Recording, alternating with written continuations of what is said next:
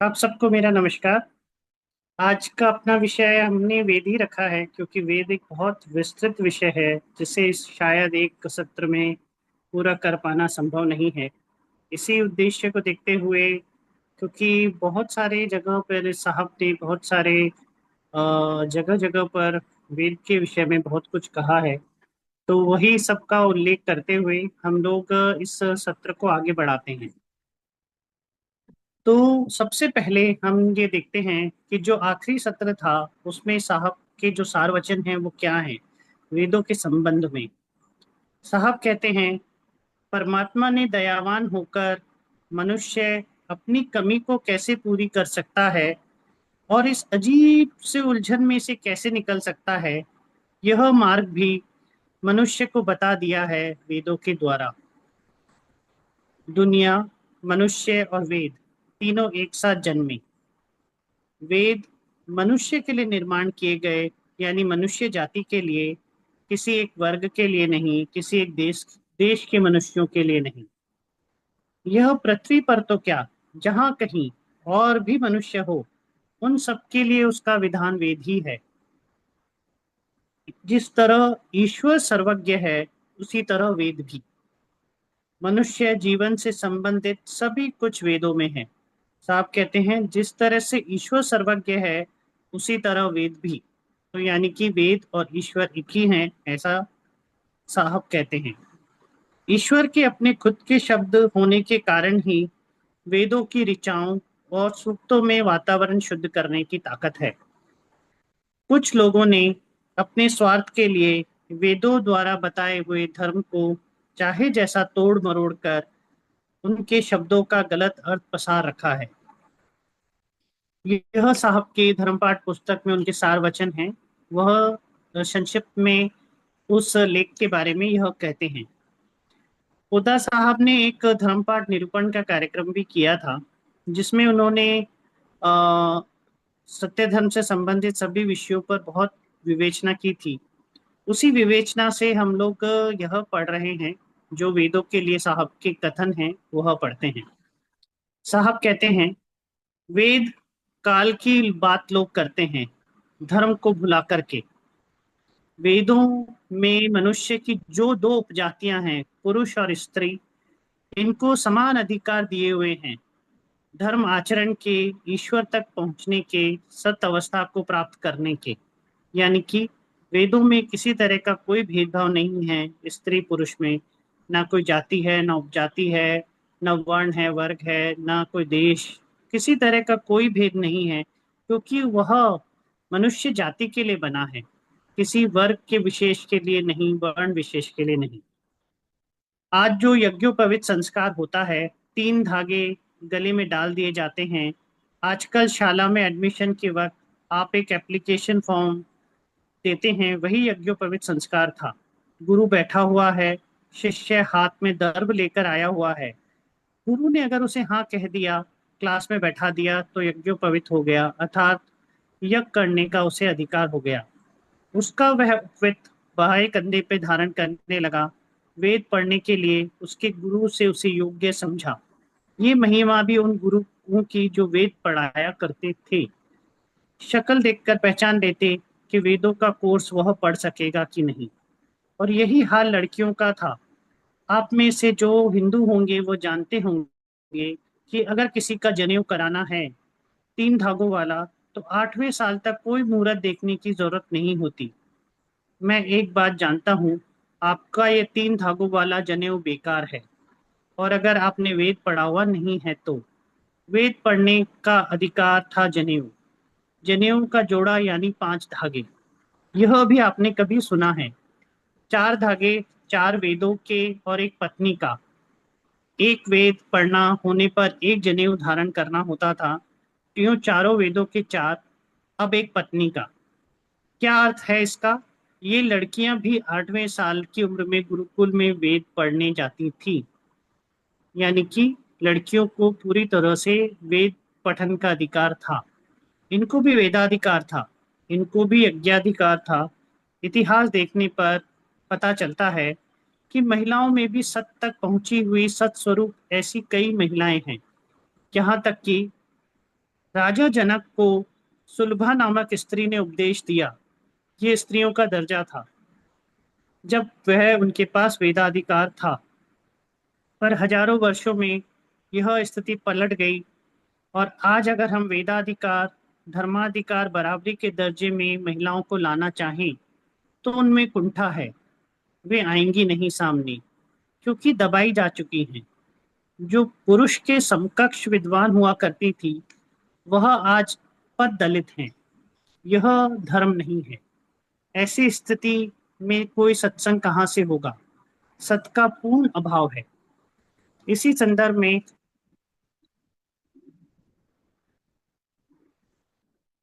इसी संदर्भ में साहब पुस्तक में साहब कहते हैं,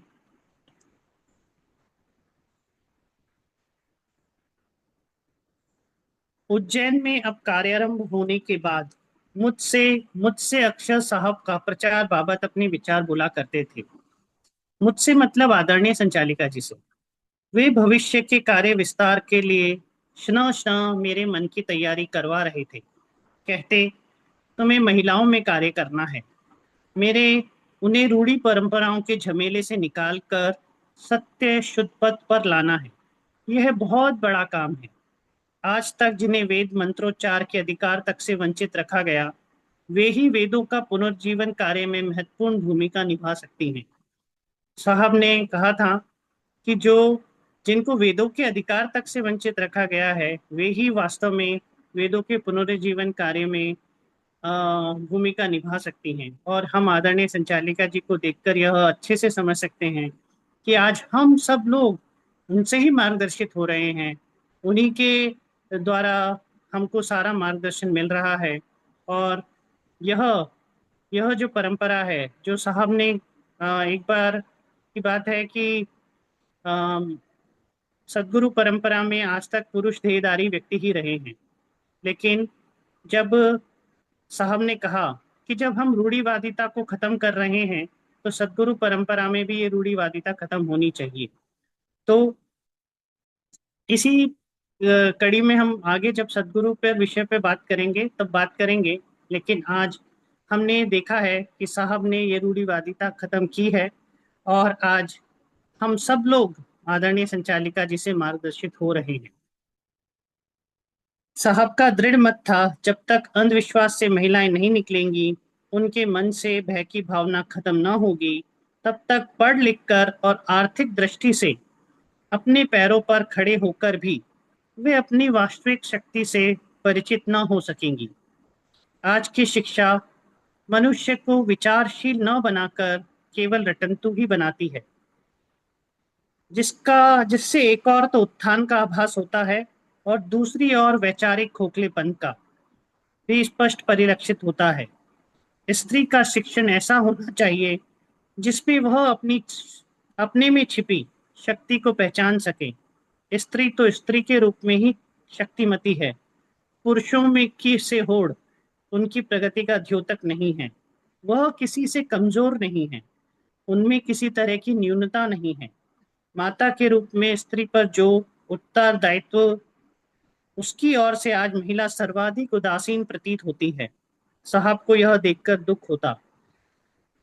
वे महिलाओं की सर्वांगीण उन्नति, सम्मान, अधिकार आदि के हिमायती थे, पर साथ ही वे कहते, स्त्रियों को अपना उत्तरदायित्व समझकर समाज निर्माण में जो भूमिका निभानी चाहिए, वह धर्म का आश्रय लिए बगैर संभव ही नहीं। इसीलिए स्त्रियों में धर्म शिक्षा आज की प्राथमिक आवश्यकता है। इसके बगैर सारी प्रगति खोखली होगी। जिन गुणों से स्त्री को विधाता ने संपन्न बनाया है, उन्हीं गुणों को विकसित करने का अवसर आज के सामाजिक रीति रिवाज, परिस्थितियां नहीं देते हैं। साहब कहते हैं, स्त्रियों के लिए अगर योग्य प्रयत्न हो तो वह महर्षि भी हो सकती हैं। उनमें वह शक्ति है, गुण है, तो हमारा काम है उन्हें अवसर देना। और इसीलिए सत्य धर्म के अवतारण का कार्य होगा, तो उससे पुनः गार्गी मैत्रेयी का उदय होगा। इसीलिए तो हम चाहते हैं कि इस वर्ग में खूब कार्य हो। अगर स्त्रियां चाहें तो वे धर्माचरण द्वारा घर को स्वर्ग बना सकती हैं। बच्चों को ये संस्कार दे सकती हैं। गृहस्थी में पत्नी के सहयोग के बिना पति इस मामले में पंगु ही है। गृहस्थी में पत्नी के सहयोग के बिना पति इस मामले में पंगु ही है। इसीलिए केवल पति के सत्य धर्म स्वीकारने से काम नहीं बनेगा और ना ही सत्य धर्म का पूर्ण प्रभाव दिखाई देगा। यह साहब ने बहुत स्पष्ट शब्दों में बताया है कि आज स्त्रियों का इस कार्य में क्या योगदान होने वाला है और क्या योगदान है। तभी तो आदरणीय संचालिका जी साहब की आध्यात्मिक उत्तराधिकारी हैं। यह अधिकार उन्हें ही प्राप्त है और किसी को नहीं। तो इसीलिए इसीलिए हम ये कह सकते हैं कि आज सारी रूढ़ी रीति रिवाज तो अलग बात है। आज जो एक सबसे महत्वपूर्ण वर्ण है ईश्वर द्वारा निर्मित, उसका ही सबसे ज्यादा अ, उसी को सबसे ज्यादा इस बात के लिए परेशान किया गया है, या यह कह सकते हैं उसको धर्म आचरण से वंचित रखा गया है। साहब कहते हैं, बच्चे की परवरिश मालिकाना हक से नहीं अपितु अभिभावक के नाते करिए। ऐसा व्यवहार रखिए कि शिशु जब बड़ा हो तो उसके अंदर का मनुष्य ज्यों का त्यों बना रहे। वह ईश्वर की अमानत है आपके पास। प्रत्येक शिशु जब जन्म लेता है तब मानो प्रत्यक्ष परमात्मा ही होता है। उसका प्रथम रुंदन को अहम है। उसके प्रथम गुरु पिता को उससे उत्तर देना होता है सो अहम। यही जात कर्म संस्कार है। यही पिता का उत्तरदायित्व है। भविष्य में उसे क्या सीख देनी है वही दर्शाने वाला यह उत्तर है। फिर वह शिशु पलता है माँ के सानिध्य में। उसका संपूर्ण बचपन एक छोटे से दायरे में बीतता है। इसीलिए वही माँ आदर्श माँ है जो बच्चे का कम से कम हाश होने दे, जो उसमें सत्य मार्ग के प्रति आकर्षण उत्पन्न करे और ईश्वर की अमानत को उसी मूल रूप में सुरक्षित रखने का हर संभव प्रयत्न करे। यह साहब कहते हैं। और साहब ने कुछ और भी कहा है, वह और पढ़ते हैं क्योंकि वो बहुत महत्वपूर्ण है। माता पिता बच्चों के सिर्फ पालक हैं। उनका मालिक तो परमात्मा परम पिता परमात्मा है, जिसने बच्चों को उनको संरक्षण का लालन पालन हेतु दिया। अगर बच्चों पर आपका मालिकाना हक है तो आप उन्हें अपना कहते हैं, तो फिर आपकी आंखों के सामने से उठ क्यों जाते हैं। किसी वस्तु पर जब हमारा मालिकाना हक हो तो हमारे सामने से कोई वह वस्तु कैसे उठा सकता है। आप अनुभवी अर्थात समझदार होने से सिर्फ बच्चे के पालक अर्थात गार्जियन हैं। अपना कर्तव्य बच्चों को अपने असली माता पिता को पहचानने की ओर लगाना है। इतना करने से ही आप उसकी ओर से बेफिक्र हो जाएंगे, क्योंकि धर्माचरण बालक के पास कभी दुख नहीं भटकेगा। जैसा सर्वगुण संपन्न बच्चा आपको दिया जाता है, उसके उन्हीं गुणों को टिकाए रखना भी आपका कर्तव्य है। आज तो माता पिता ही बच्चों के सबसे बड़े शत्रु की भूमिका निभाते हैं। वे बच्चों को जाने अनजाने ईश्वर से सत्य से दूर ले जाते हैं और अपनी तरह ही दो पाया जानवर बना देते हैं। यानी कि यह जो स्थिति है, यह स्थिति इसीलिए है क्योंकि हम वेद धर्म आचरण से बहुत परे हैं। अगर वह सब होता तो शायद यह नहीं होता। साहब कहते हैं कि स्त्रियों को आज जिस तरह से स्त्रियों को धर्म से दूर कर दिया गया है, इसीलिए यह हुआ। मगर पुरुषों ने क्या किया, जितनी दूर स्त्री हुई उतनी ही दूर स्वयं पुरुष भी हो गए। वेदाधिकार अपना खुद का छिन गया। साहब ने बहुत कुछ कहा है, लेकिन उसके आगे हम कुछ चीज को छोड़ते हैं और आगे का पढ़ते हैं। फिर साहब कहते हैं, वेदों को एक विशिष्ट आदर से पढ़ा जाता है।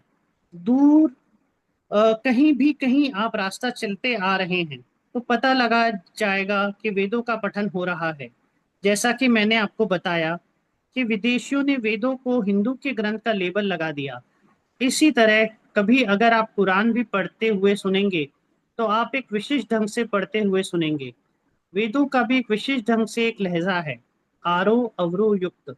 मगर असल बात यह है कि हम इस चीज को बरसों से सहन करने के आदी हो गए हैं, और जो सर्वव्यापी है उस छोटे से संप्रदाय को ग्रंथ बना दिया गया है।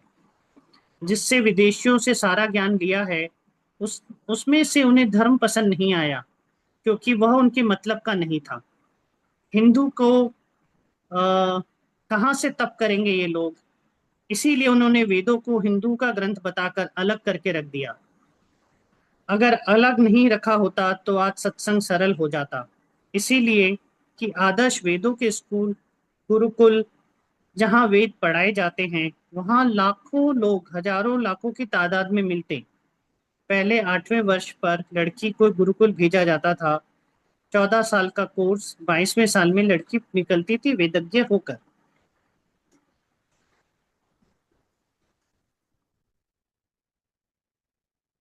फिर साहब लिखते हैं, आज जब हमने प्रचार की शुरुआत करी, तब कई जगह कई बार ऐसी अड़चनें आई हैं कि जो महिलाएं थी उनसे कहा, ठीक है साहब, उन्हें मतलब उनके पति को फुर्सत नहीं है तो आप स्वयं ही कर लीजिए। तो उनका जवाब होता, नहीं बाबा, हमें यह अधिकार ही नहीं। किंतु नहीं, वे भी अग्निहोत्र कर सकती हैं। वेदों ने स्वयं उन्हें अधिकार दिया है। ईश्वर ने स्वयं स्त्रियों को अधिकार दिया है, मगर खुद ही भयभीत, कहीं ऐसा ना हो कुछ गड़बड़ हो जाए, पाप हो जाए आदि।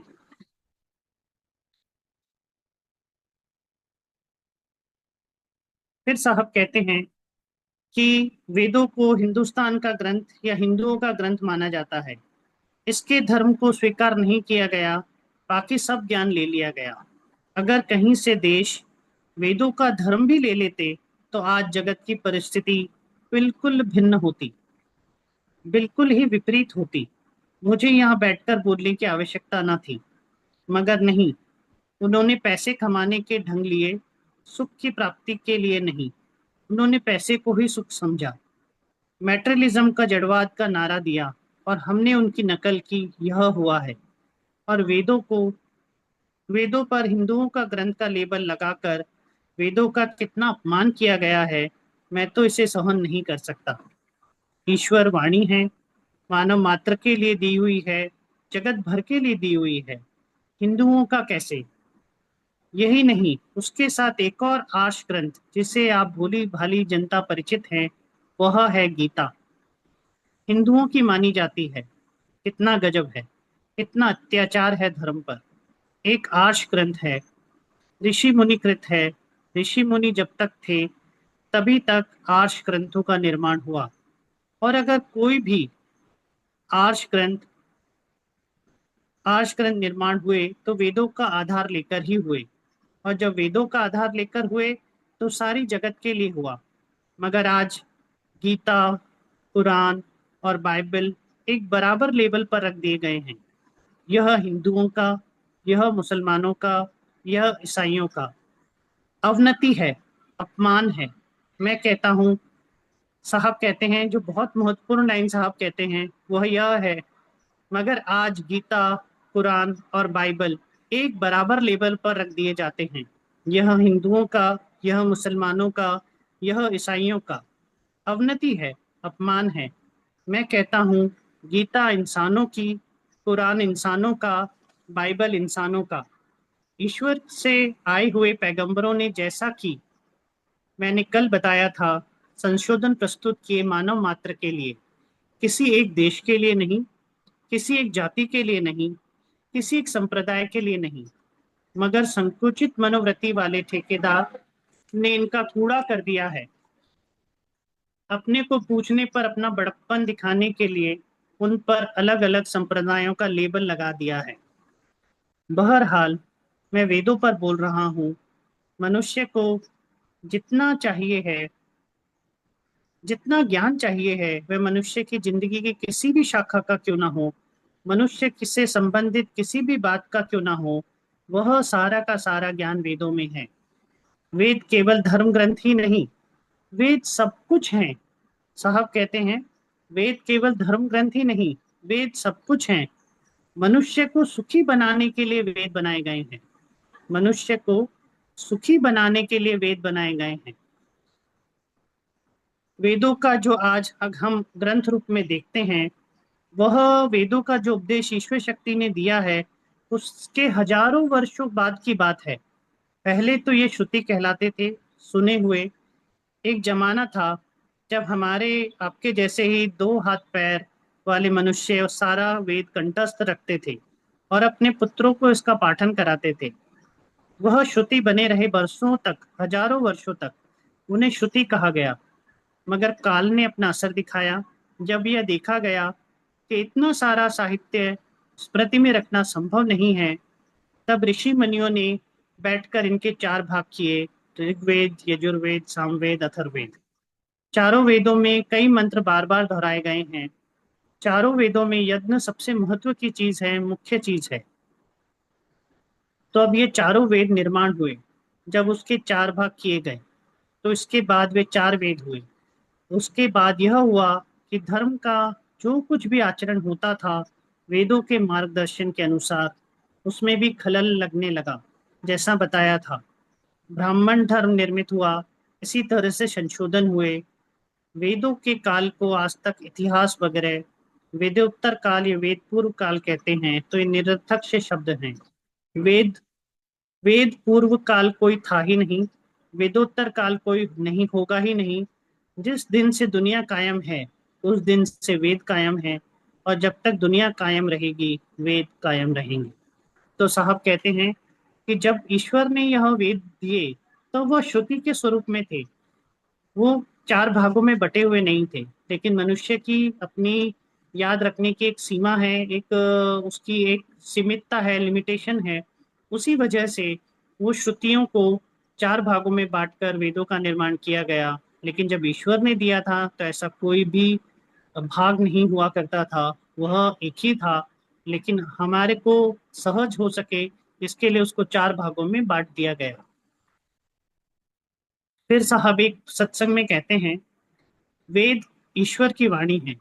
सीधी बात है, आप वेदों का संग करिए। कैसे करें? उनकी तो यह हालत है कि जो सब कुछ के दाता है, आज उन्हें कोई नहीं पूछता है। उन पर हिंदुओं के ग्रंथ का लेबल लग गया है। हालांकि पाश्चात्य देशों ने अपनी सारी प्रगति वेदों के आधार पर की है, वरना वो असभ्य थे। वेदों का भाषांतर करके ही उन्होंने अपने आप को आधुनिक बनाया है, और हम लगे उनकी नकल करने। सब ज्ञान उन्होंने वेदों से लिया, और जो ज्ञान उनके पास है, आज वे जो कुछ भी कर रहे हैं, जो कुछ भी वैज्ञानिक प्रगति कर रहे हैं, वह सब उनको वेदों ने दी हुई है। मगर एक धर्मीय होने के नाते, ईसाई होने के नाते, उन्होंने इसे हिंदुस्तान का ग्रंथ मान लिया और जर्मनी में सबसे पहले उसका भाषांतर किया। यह वेदों की स्थिति साहब ने बोली है। और जो आज सबसे महत्वपूर्ण बात हमें लगती है कि इतने वर्षों से जो स्त्री जाति को वेदाधिकार से, वेद पालन से, धर्म पालन से दूर रखा गया है, साहब ने उस उस रूढ़िवादिता को, उस परंपरा को, उस अंधविश्वास को तोड़ा है। और आज विश्व में अधिकांश जगह पर यही देखा गया है कि बहुत ज्यादा स्त्री पक्ष का बहुत ज्यादा सहयोग है, और वहां पर बहुत ज्यादा अच्छे तरीके से कार्य हो रहा है। बहुत अच्छे से काम वो कर रही हैं, बहुत अच्छे से यज्ञ का आचरण कर रही हैं, धर्म आचरण कर रही हैं, और सबको प्रेरित कर रही हैं। आज हमारे एक बैतूल करके एक जगह है, वहाँ पर हमारी एक महिला प्रचारकों की एक बहुत बड़ी टीम है। और यह देखने में आता है कि उस क्षेत्र में जितना भी कार्य वहाँ हुआ है, ऐसा लगता है कि उसमें से 80-90% उन महिलाओं की टीम ने ही किया है। बाकी 5-10% पुरुषों का सहयोग दिखाई देता है, लेकिन अधिकांश सारा कार्य महिलाओं के द्वारा ही किया गया है। और हम आदरणीय संचालिका जी के ऋणी हैं कि उन्होंने इस स्तर पे महिला वर्ग को लाके रखा है कि अब वो कंधे से कंधा मिलाकर इस कार्य में बहुत अच्छे से सहयोग कर रही हैं। धन आगे आदरणीय संचालिका जी का एक बहुत विशिष्ट लेख है वेदों के बारे में ही, वह मैं पढ़ता हूँ। वेद यानी किताबें। चार वेद अर्थात ऋग्वेद, यजुर्वेद, अथर्ववेद, सामवेद, ये चार पुस्तकें ऐसी हैं, ऐसी ही सोच जनमानस में प्रचलित है। वास्तविकता से ज्यादा महत्व मिल जाता है रूढ़ मान्यताओं को, इसलिए सब सच्चाई छिप जाती है। वेदों का मायने है ज्ञान, संपूर्ण ज्ञान, शब्दों की सीमाओं से आबद्ध संपूर्ण ज्ञान। इसके आगे शब्द भी मौन हो जाते हैं। ऐसा अपरिमित ज्ञान वेद है। दुनिया से संबंधित ऐसा कोई विषय नहीं जिसका उल्लेख वेदों में ना हो। इस ज्ञान को मनुष्य ने लिपिबद्ध किया, सुविधानुसार या विषयवार इनका विभाजन कर 4 हिस्सों में बांटा और पुस्तक के रूप में हमारे सामने प्रस्तुत किया।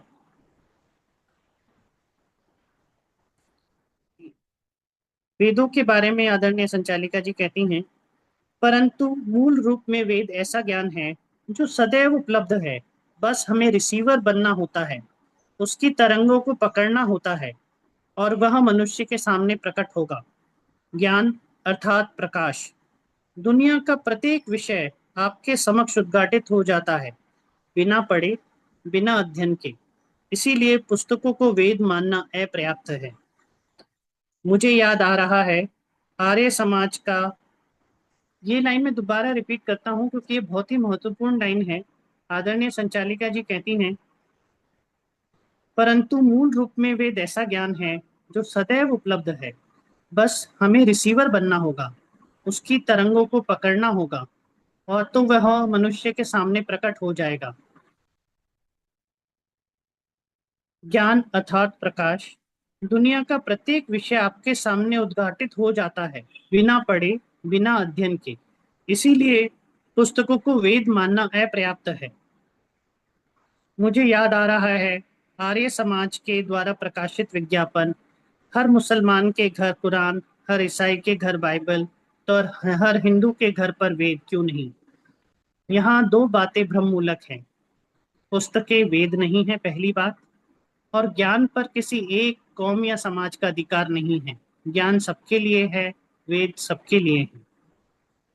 साहब ने जब वेदों पे पुनर्जीवन कार्य किया, निष्ठा से करने की प्रतिज्ञा करी, तो साहब ने वेद ग्रंथों को आंखों से देखा तक न था।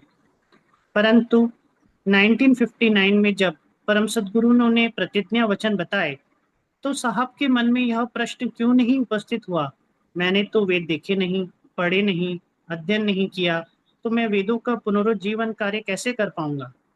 इसके विपरीत वे वेद धर्म प्रचार के लिए उत्साह से साथ लग गए। इसीलिए इसीलिए वेद उनमें प्रकट हुए। 1968 का उनका एक दृष्टांत है जो यह बताता है कि वेद उनमें प्रकट हुए। यही कारण है कि उन्होंने वेद ग्रंथों के प्रचार प्रसार में रुचि नहीं ली, यानी कि ऋग्वेद, यजुर्वेद, सामवेद, अथर्ववेद के प्रचार प्रसार में साहब को कोई रुचि ना थी ना है। उन्होंने वेद धर्म प्रचार को अपना लक्ष्य बनाया, जिससे मानव उन्नत हो सके, इतना कि वेद स्वयं उसके समक्ष प्रकट हो सके। मतलब जो साहब का पुनरुज्जीवन कार्य है, उसे सिर्फ अग्निहोत्र तक सीमित करना नहीं है। वो मनुष्य को उस स्थिति तक लाना चाहते हैं, इतना उन्नत बनाना चाहते हैं कि वेद स्वयं उसके समक्ष प्रकट हों। और उसका उन्होंने अस्त्र शस्त्र जो निरूपित किया वो अग्निहोत्र को किया। इसमें बहुत सारी और भी बातें हैं जो उन्होंने धर्मपाठ पुस्तक का उल्लेख दिया है, पर इसके बाद एक जो प्रसंग है श्री जी के संबंध में वो उन्होंने उल्लेख किया है, वह अपन पढ़ते हैं।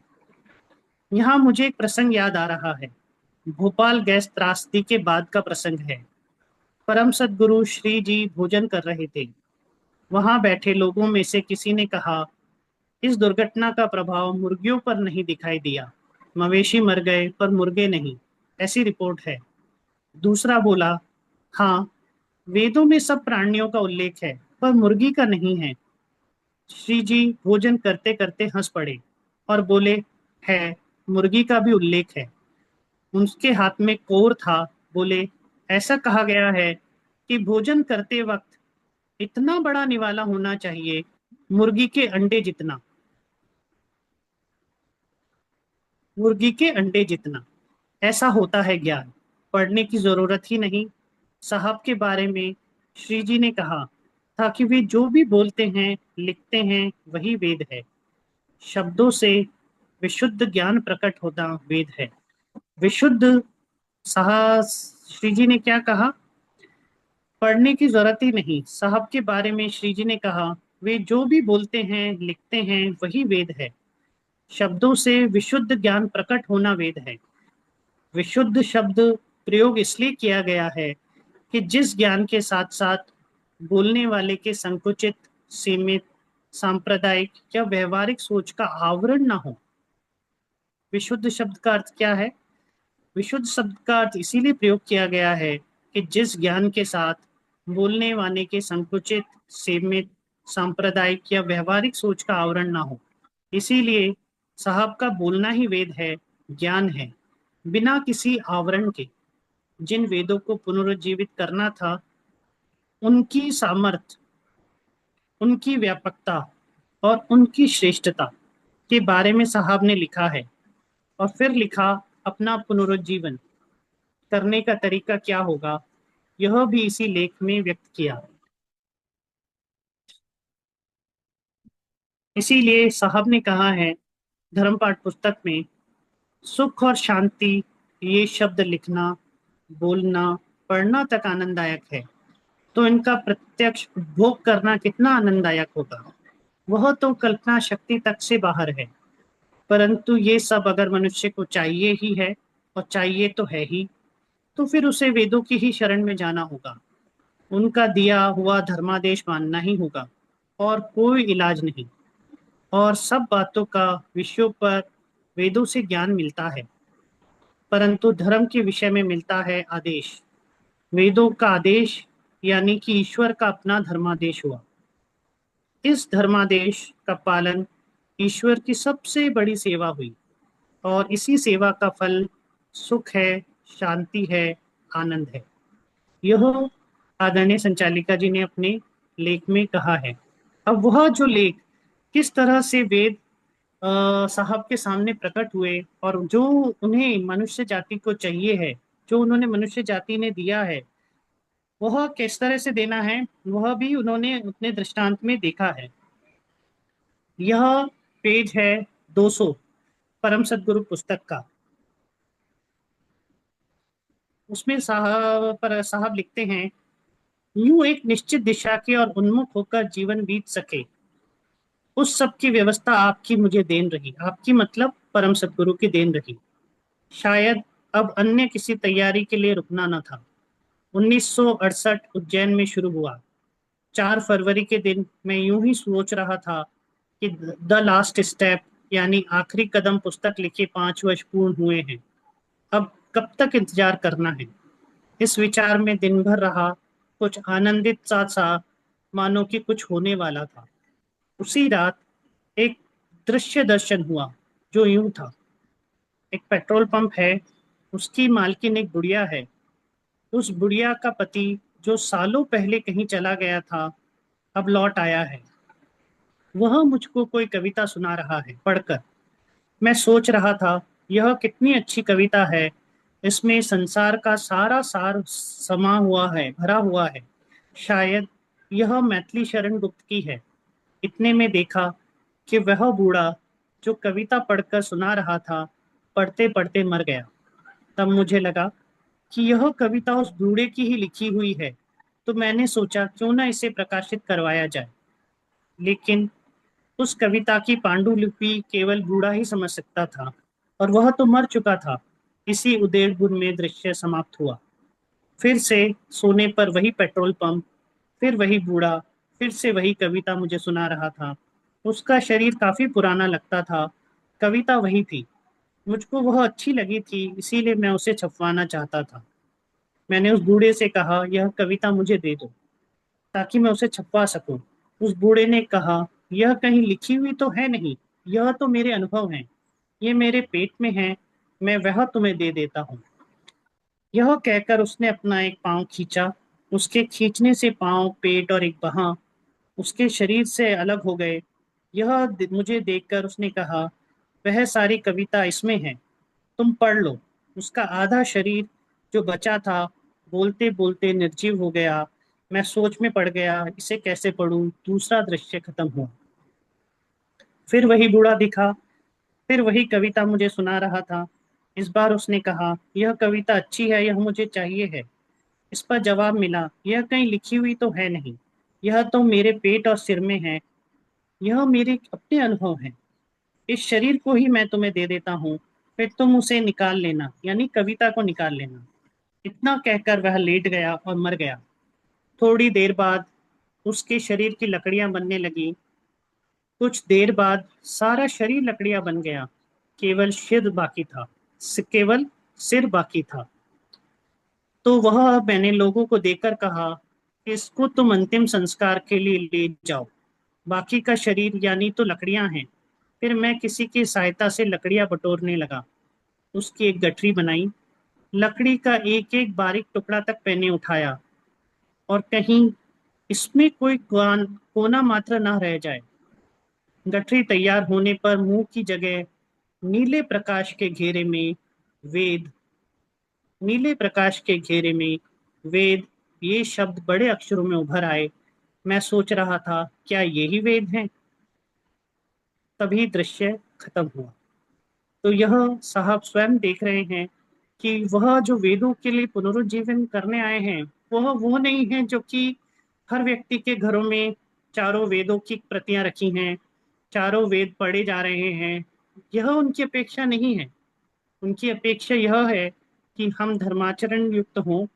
हम उनके द्वारा जो धर्म उन्होंने हमें दिया है, वेद धर्म, मानव धर्म जो दिया है, उसका आचरण हम करें, उसके अनुभवों से लबरेज हों, और वेद हमारे सामने स्वयं प्रकट हो। क्योंकि यही वेदों की उपादेयता है, यही साहब के कार्य का लक्ष्य है। तभी उन्होंने कहा, वेदों को पुनरुज्जीवित करना है। और पुनरुज्जीवित करने का वन अर्थ है मिनट किताबों पढ़ना नहीं है। पुनरुज्जीवित करने का अर्थ है कि वो अंदर जो कुछ छुपा हुआ है वह वापस प्रकट हो जाए, वेद हमारे सामने प्रत्यक्ष प्रकट हो। तभी तो संचालिका जी ने कहा, तभी संचालिका जी ने क्या कहा, वेद ग्रंथों के प्रचार प्रसार में रुचि नहीं है। उन्होंने वेद धर्म प्रचार को अपना लक्ष्य बनाया, जिससे मानव उन्नत हो सके, कि इतना कि वेद स्वयं उसके समक्ष प्रकट हो सके, यानी कि स्वयं वेद उसके सामने प्रकट हो। यह इस साहब के कार्य का की उपादेयता है।